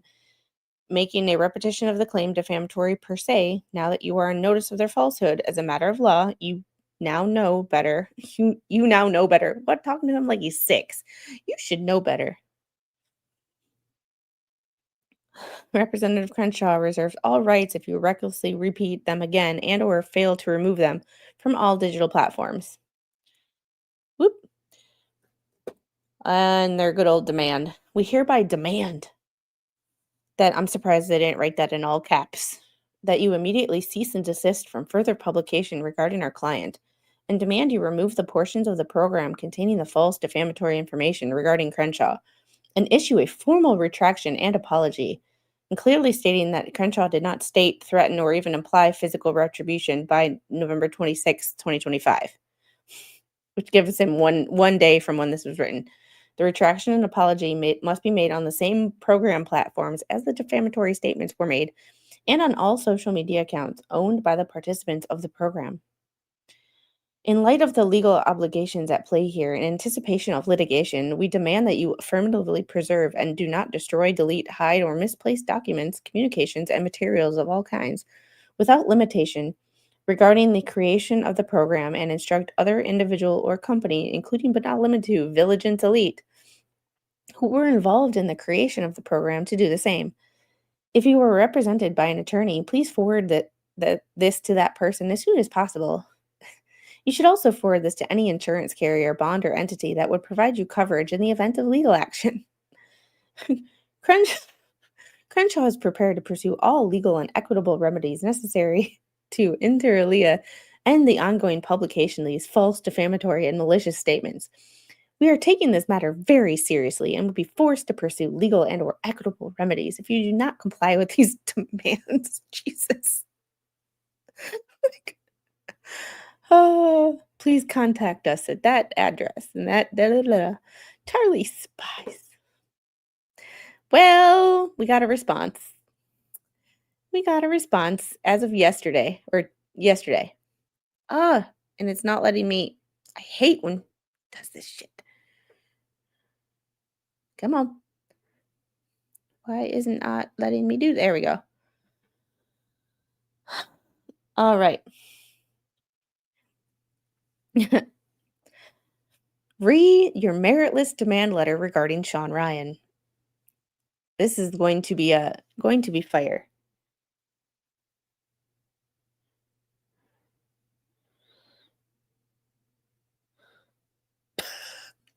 I just got a text message that said he couldn't cry because of one eye, so he vented by lashing out.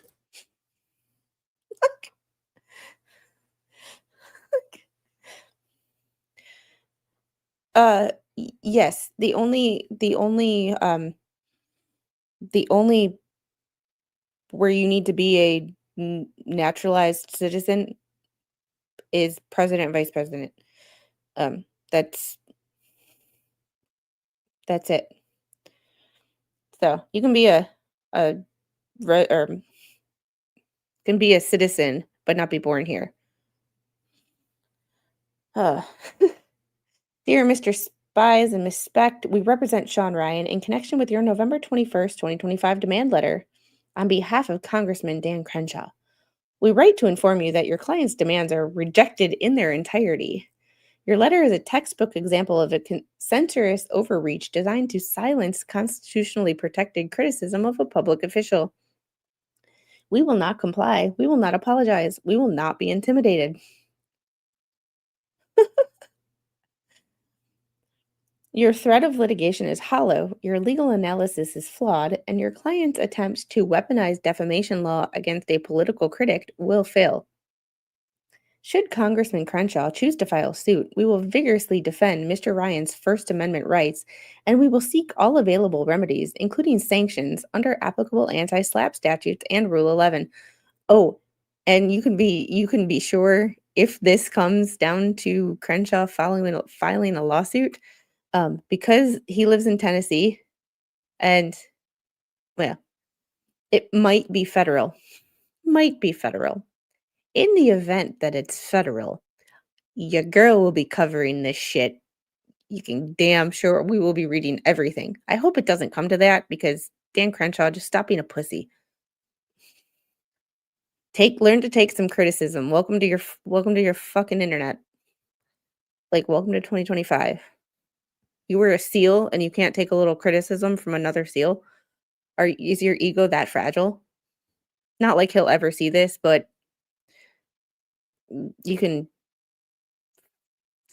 sit on it and rotate. Eyelashing out. Hey, Snipe Hunter. And JKD Buck, I saw you. How are you doing tonight? I forgot this isn't.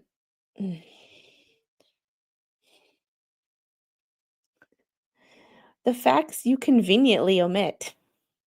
Your demand letter cherry picks a single statement while ignoring the context that prompted Congressman Crenshaw's message in the first place. Mr. Ryan's original commentary, which apparently wounded your client's pride, concerned legitimate questions about Congressman Crenshaw's personal wealth accumulation during his time in Congress and his hosting an extravagant party that raised an eyebrow about the source of his newfound affluence. These are matters of significant public concern. Congressman Crenshaw is a public official who makes decisions affecting millions of Americans and manages a substantial stock portfolio.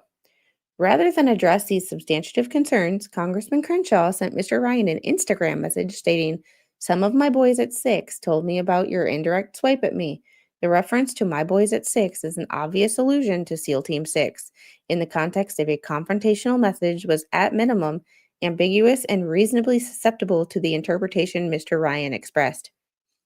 Your legal claims are meritless." Mr. Ryan's statement is protected opinion. Mr. Ryan's characterization of Congressman Crenshaw's message as threatening is constitutionally protected opinion. The message itself was ambiguous. Mr. Ryan expressed his subjective interpretation of that ambiguous communication. Such interpretive commentary is precisely the type of speech the First Amendment protects. Milkovich v. Lorraine Journal Company, 1990, Ullman v. Evans, D.C. Circuit, 1984. Your assertion that Mr. Ryan's statement unambiguously charges a crime is absurd. Mr. Ryan did not accuse Congressman Crenshaw of committing criminal assault. He expressed his reaction to receiving a message that invoked elite special operations forces in response to political criticism. That reaction, "I don't know why a congressman would be threatening me with SEAL Team 6, is rhetorical hyperbole, not a factual assertion that your client committed a crime. B, the statement is substantially true. Even if Mr. Ryan's commentary were treated as factual, which it is not, it is substantially true. Congressman Crenshaw did send the message. The message did reference my boys at 6. The message was sent in response to Mr. Ryan's criticism. The message was confrontational in tone. And the reference to SEAL Team 6 operatives is reasonably susceptible to an intimidating interpretation." Yeah, I do appreciate the case law. Yeah, me too. Squid curses like a sailor here, but not on her new channel, which can be found here. Right there. I mean, just let's see. Your client cannot credibly claim that invoking my boys at 6 in a message to a critic is devoid of any implied threat, particularly when your client is a former Navy SEAL and the recipient is also a SEAL veteran who understands the significance of that reference. Mr. Ryan's interpretation of an ambiguous message is not reckless disregard for the truth. Oh, hold on. It's reasonable reading of a confrontational communication that invoked elite military operators. I would like to have boys at 6. I'm just saying. I'd like to have friends at SEAL Team 6. Not like they'll ever see this, but fucking awesome would that be? It is reasonable reading a confrontational communication that it invoked elite military operators. Your client's after-the-fact claim that he meant something innocuous does not establish that Mr. Ryan's contemporaneous interpretation was made with actual malice. At most, this is a dispute over the meaning of ambiguous language, precisely the type of dispute that the First Amendment removes from the purview of defamation law. This demand letter is a slap suit in disguise. Your demand is a transparent attempt to silence political criticism through the threat of expensive litigation. Congressman Crenshaw is a public figure who regularly engages in political combat, but apparently he cannot tolerate scrutiny of his personal finances or criticism of his conduct. This is precisely the type of centrist behavior that anti-SLAPP statutes are designed to deter. Your client should file suit. We will immediately move to dismiss under applicable anti-SLAPP laws and will seek attorney's fees, costs, and sanctions. Ooh. Slap him with the sanctions. Slap him with the sanctions. We will also seek Rule 11 sanctions for filing a frivolous claim designed to chill protected speech. Oh, I'm all here for that. I'm all here for that. Mr. Ryan will not be silenced. Your demand that Mr. Ryan cease and desist from further publication regarding our client is a breathtaking request for a prior restraint on speech about public official. Such restraints are among the most disfavored remedies in American law. Senior v. Minnesota, New York Times v. U.S. Mr. Ryan will continue to comment on matters of public concern, including Congressman Crenshaw's conduct, finances, and policy positions.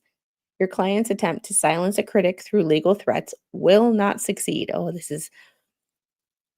I know, doesn't it?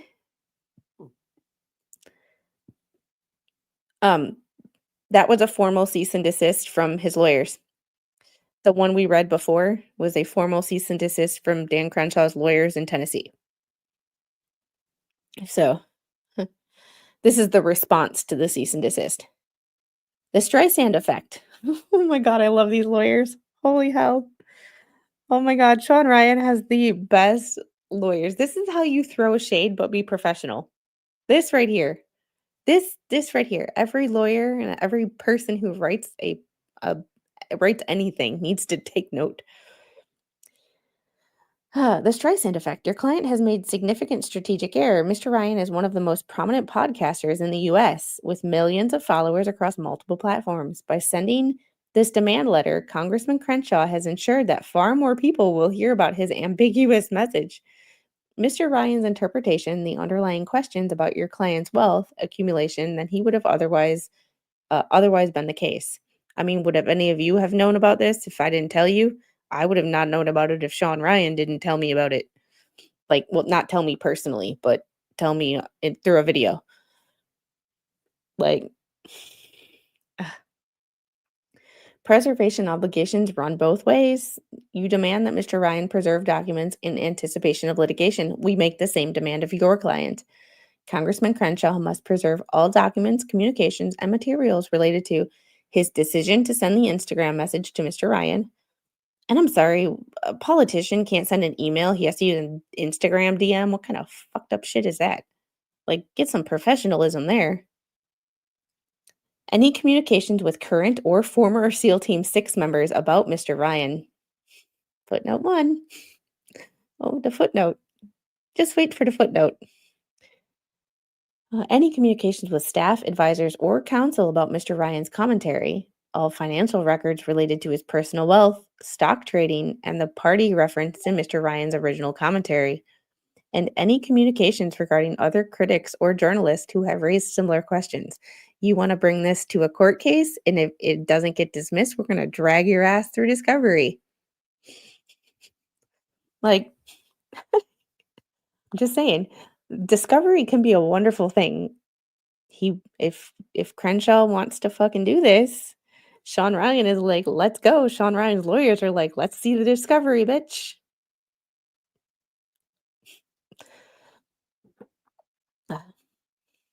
This is why I'm not a lawyer, because I'd be like, let's see, she writes it nice. I write it, let's see the discovery, bitch. Any communications regarding other critics or journalists who have raised similar questions. We will not hesitate to seek discovery on these matters should your clients be foolish enough to file suit. It's Ryan's loss not knowing you, Squid. You're the bestest. I mean, I'm just me. I sure as hell would love to have a conversation. There's a lot of people who I would, like if you could sit down and have dinner with anybody, dead or alive, who would it be? There's a couple people who I would love to just sit and have a conversation with. They have stories and I want to know them. Like, one of them would be, are these always your lawyers, or are these your lawyers just for this? Because depending on, I have not looked up these lawyers or done any research on these lawyers, like I sometimes do. But these are lawyers that I would never want to let go. Like, I'd have these lawyers on retainer all the time. People love to talk crap, but run away when it's time for discovery. Yeah. That's true. I'll pencil you in. Squid, write it however you want, because ChatGPT.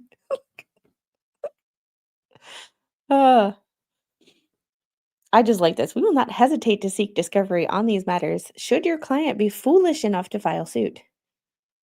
Your demands are rejected. Mr. Ryan will not remove content, will not issue a retraction, will not apologize. He has done nothing wrong. He expressed a reasonable interpretation of an ambiguous and confrontational message from a public official.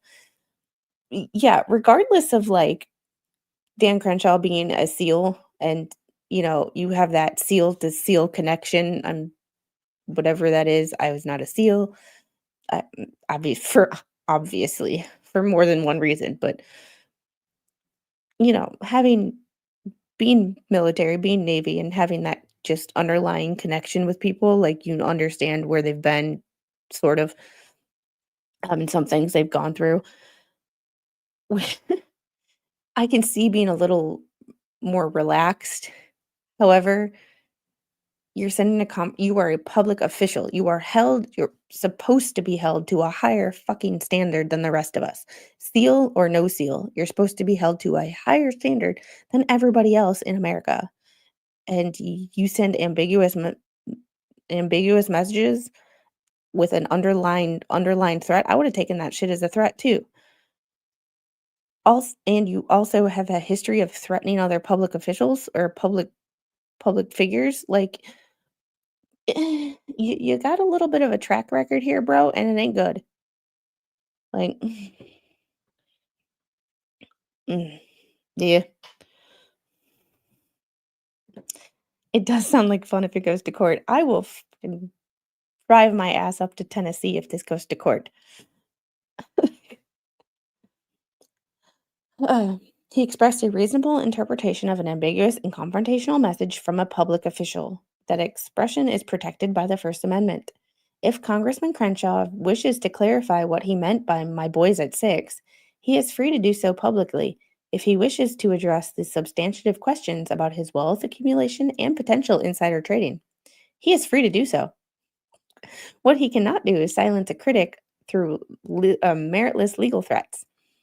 Should you file suit, we will defend vigorously and we will win. We will also ensure that the litigation process fully explores the question Mr. Ryan originally raised, questions your client apparently wishes to avoid answering. We trust this clarifies Mr. Ryan's position. Any further correspondence on this matter should be directed to the undersigned. Oh, shit. And it's signed by his lawyer. But oh crap. I'll have to go back to his page to get the footnote, because the footnote was it's got 253,000 likes now. 3,000 likes, 3,000 more likes since we originally saw this. But there is a couple of updates. So I'm going to stop sharing that and I'm going to share his. So go over to his page if you don't follow it and follow it. He shared the message, but the last page of his cease and desist was come on. Why isn't not opening? Was I doubt the footnote was where it was at. It was, let's see if I can actually open this. I'm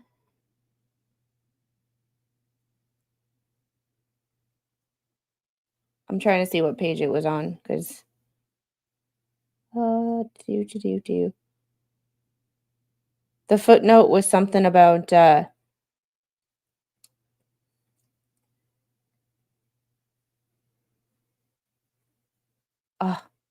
the footnote was something about him not having any boys at 6.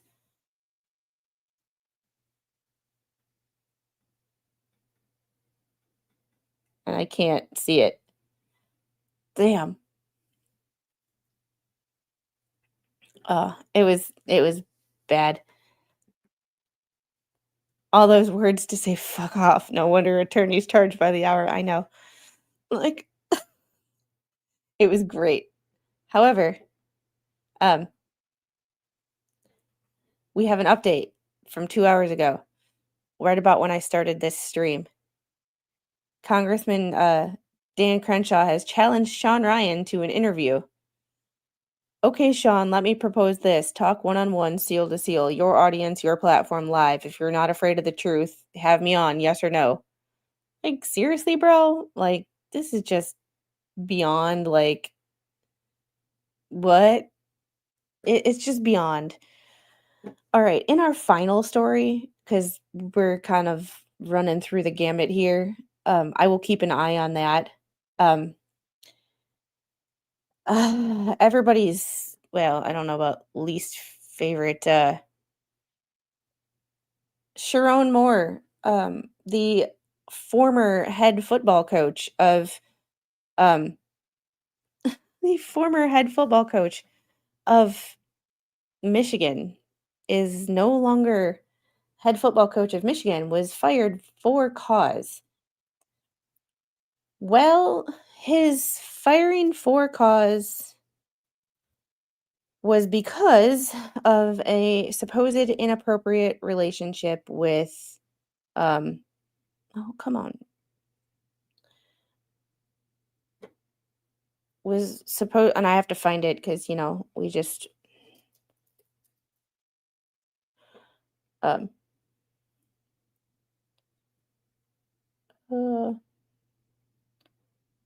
this is so weird.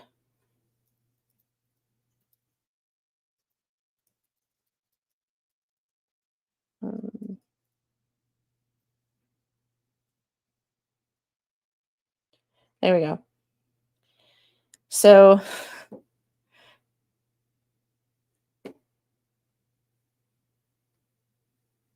oh, there we go.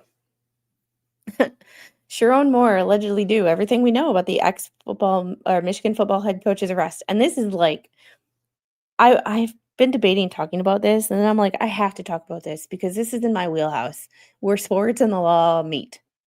I love football. I love college football. And this is where the sports and the law meet because he not only got fired, he has spiraled. All right, Sherrone Moore was fired as University of Michigan's head football coach December 10th after credible evidence found that he had allegedly engaged in an inappropriate relationship with a staffer. Here's the thing. They waited till after the football season was over, even though apparently hundreds of journalists knew about this for months. Timing is sus, but that's a story for a later date. Hours later, he was detained by police and arrested after officers responded to an alleged assault. On December 12th, Moore was arraigned on charges of felony home invasion, misdemeanor stalking, and entering without permission. I also don't have these. I don't have these documents either. I am working on them again. Michigan is not as easy as Florida, and it's not federal, so it's hard. New details continuing to emerge regarding the circumstances surrounding the ex-football head coach's firing and arrest. December 10th, Michigan Wolverines head coach was fired from the school after credible evidence found that Moore had allegedly engaged in inappropriate relationship with a staff member, per athletic director Ward Manuel. There's also reports that he got her pregnant. Just hours later, the football coach was detained by police after officers responded to an alleged assault. The university president then released an official statement on December 11th saying that the school had no tolerance for this conduct. The breach of trust by Coach Moore is painful for many in our community. First and foremost, the individuals directly involved in this situation, the statement read. December 12th, Moore was arraigned on charges of felony home invasion, misdemeanor stalking, and entering without permission. During the arraignment, Assistant Prosecuting Attorney Katie Rezmirski, Holy Polish, alleged that Moore made several intimidating and terrifying statements while breaking into the woman's home earlier in the week. So speaking of that, look what we have.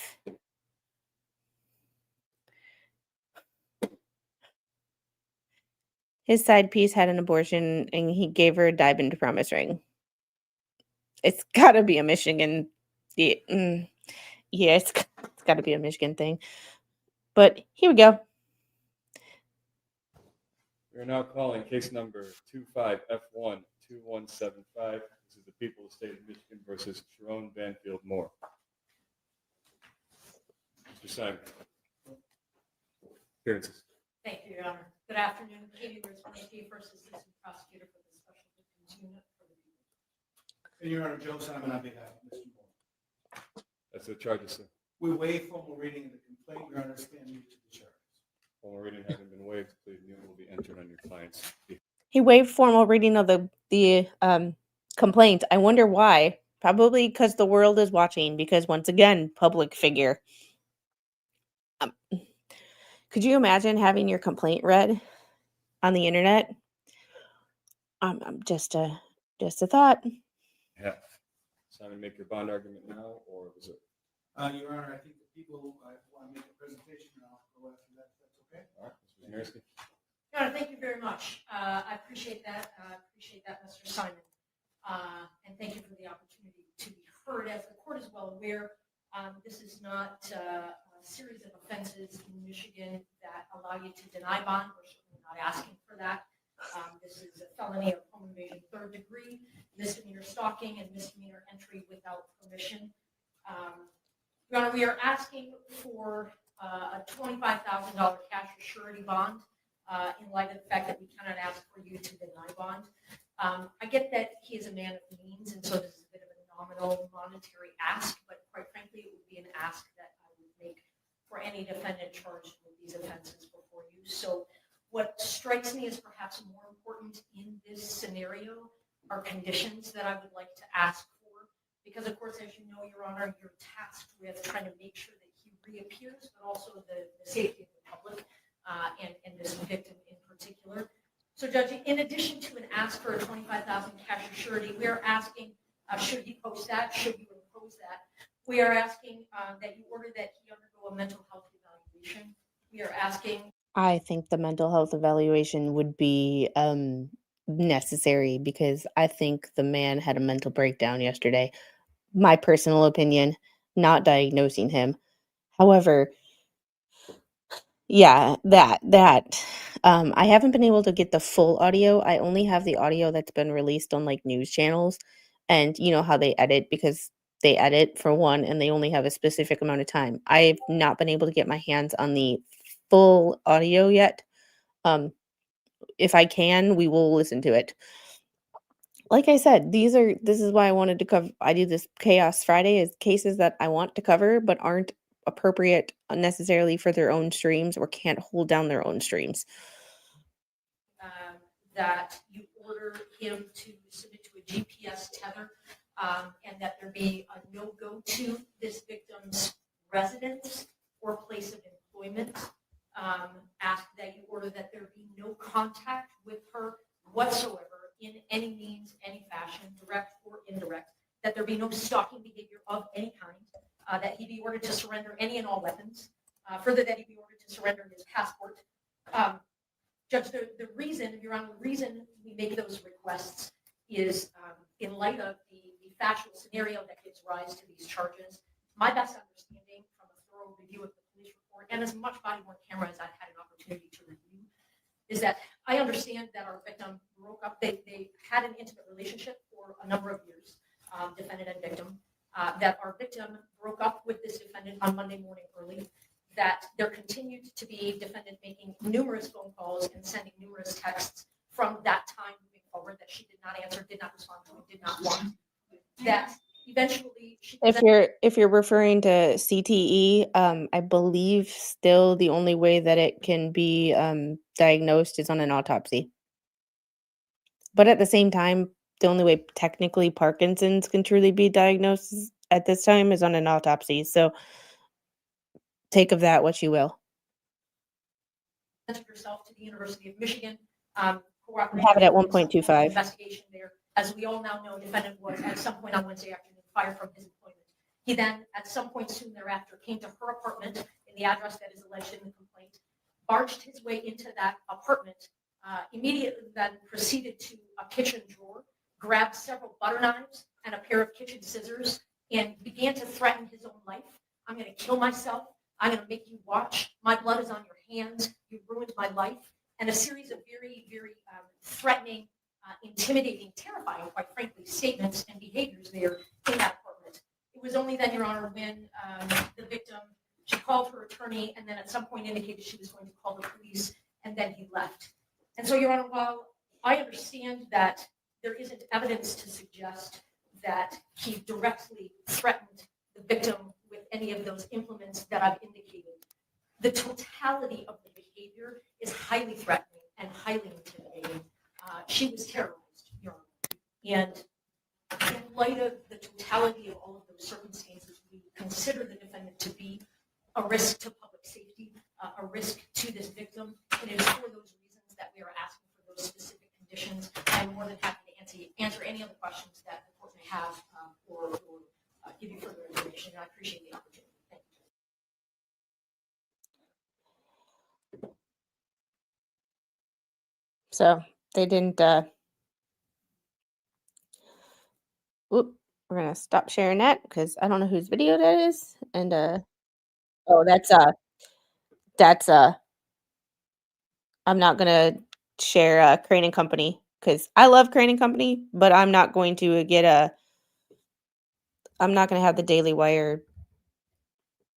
I'm already on the hook for tonight, seeing if my stream gets copyright struck and taken down. So we'll see. We'll see how far I make it. However, that is all I have for you for tonight. Thanks to the 9 people who are still here hanging out with me. I do have a setup over to redirect to Shizzy. Y'all go tell Shizzy and Mo that I said hi and that thanks for enjoying me on this crazy ride that was Chaos Friday, because it was chaotic. It was one hell of a ride tonight, and thanks for hanging out. Y'all have a great night, and I will probably be back Monday or Sunday night at 7 p.m. on the other channel. Definitely not streaming tomorrow because tomorrow is Army-Navy game. If you know, you know. Go Navy, beat Army. Anyway, y'all have a great night. Tell Shizzy and Mo that I said hi, and then tell Expert I said hi because I probably won't be there. Bye, guys.